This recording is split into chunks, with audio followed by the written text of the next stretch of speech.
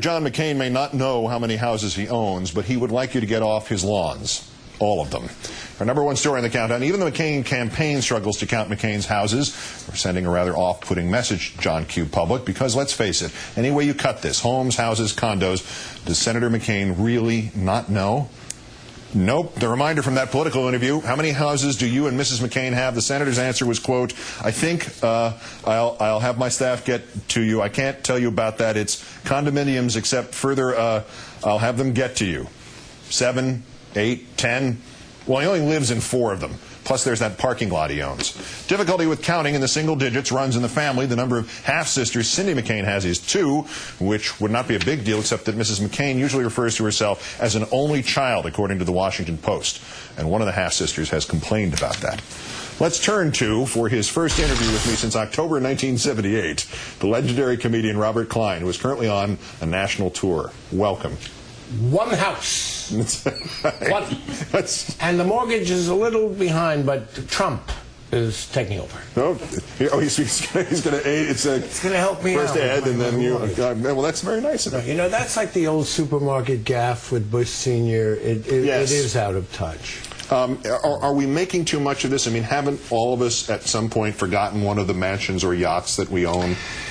It isn't the wealth part. You know, the New Republic always writes about how Americans really don't want to divide up the wealth. Everyone wants their shot at being rich. Mm-hmm. I really think this is more of a geezer moment. And I, as a bona fide geezer at 66, I'd like to say he's too old to run for president.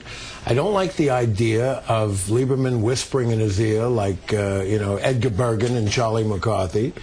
And, you know, the borders between certain Asian states, I think it's important to know. I don't know where all this experience was supposed to have been gained from years of being part of the status quo.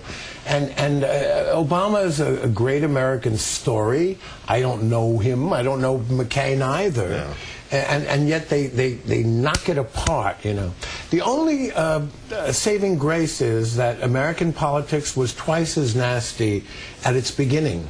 Absolutely. Election of 1800, I mean, awful things they said about each other. But then again, some of the things that were said about McCain in 2000 date directly back to things that were said about Thomas Jefferson. So we have that beautiful kind of bastard child thing running through our whole history. If you can't take the heat, get out of the kitchen. I'm not going to say no fair, which I've heard a little too much of in this campaign. I just, you know, if this were a parliamentary democracy, these people would have been voted out a long time ago. I think it's time for a change, and I wouldn't be partisan anyway. You made a great point that all the talk about experience and knowledge and knowing the world, wouldn't you think with experience and knowledge you'd know how many homes you own? Yeah, it's just like he married the richest woman in Arizona. I mean, he has his own agenda, and yes, there was a sanctity about him because of his suffering, like Nelson Mandela and Václav Havel, a prisoner, subject to torture and all. Okay, I know, but you know we have a world to run. Right, and it's an answer to everything. It's not just used. I mean, a little of that goes a long way and can stop an argument cold. But if you use it every third day, people are going to go, as you just said, I know. And another thing, you know, Keith, I really think that Senator Clinton must prove herself. Her husband, I don't know anymore. This guy, I was a big fan of, a Rhodes Scholar, brilliant guy, Rhodes Scholar, from the waist up. From the waist down, it was a high school equivalency diploma.